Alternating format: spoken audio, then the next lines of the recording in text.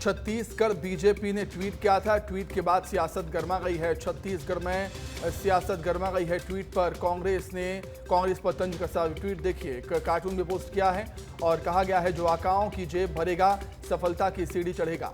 ये बात कही गई है इस ट्वीट के जरिए। कांग्रेस में आगे बढ़ने का यही मंत्र है। इसके बाद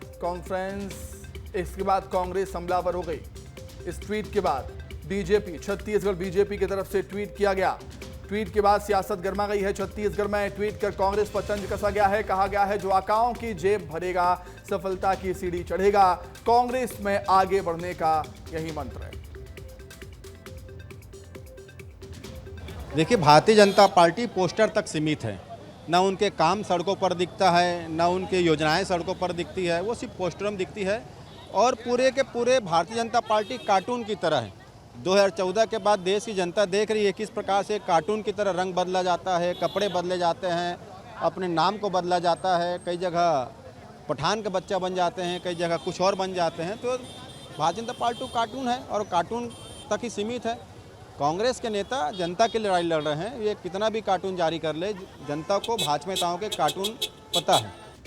तो चलिए, इसी खबर पर अधिक जानकारी के लिए, अधिक चर्चा करने के लिए सीधे हम रायपुर का रुख करेंगे। हमारे सहयोगी मृगेंद्र पांडे हमारे साथ जुड़ गए हैं। मृगेंद्र, इससे पहले भी पैसों को लेकर कांग्रेस पार्टी पर बीजेपी हमलावर रही है।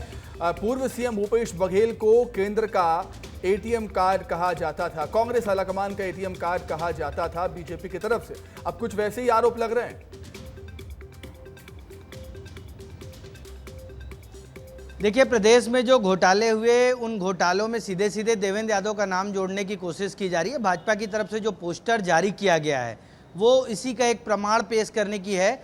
ठीक इसी तरह अब से कुछ देर पहले प्रदेश अध्यक्ष किरण देव, उन्होंने भी प्रेस कॉन्फ्रेंस की और किरण देव ने भी यही कहा कि जो घोटाले हुए, शराब घोटाला हो या कोयला घोटाला हो, इन सब में कांग्रेस के नेता और उस समय के अधिकारी जिम्मेदार हैं। हाई कोर्ट ने 13 याचिकाओं को खारिज कर दिया, उसको लेकर कहा कि ये जिन आरोपों को हम लगाते रहे, हाई कोर्ट ने उसका प्रमाण दिया है।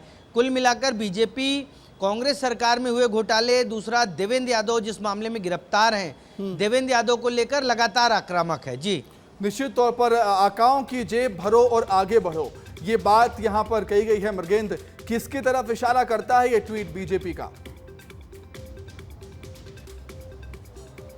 देखिए, बीजेपी का ट्वीट सीधे सीधे पूर्व मुख्यमंत्री भूपेश बघेल को टारगेट करके किया गया, क्योंकि उस समय जो पिछले 5 साल कांग्रेस चली है उसके मुखिया जो थे भूपेश बघेल रहे हैं। और बीजेपी लगातार ये कहती रही है कि छत्तीसगढ़ को केंद्र का जो केंद्रीय कांग्रेस संगठन है उसका एटीएम बना दिया गया है। कुल मिलाकर ये ट्वीट जो है भूपेश बघेल के इर्द गिर्द घूमता है, क्योंकि देवेंद्र यादव जिनका सांकेतिक फोटो लगाया गया है, देवेंद्र यादव भी भूपेश बघेल के करीबी नेता के रूप में ही गिने जाते हैं। ठीक है मृगेंद्र, बहुत शुक्रिया आपका, बहुत धन्यवाद।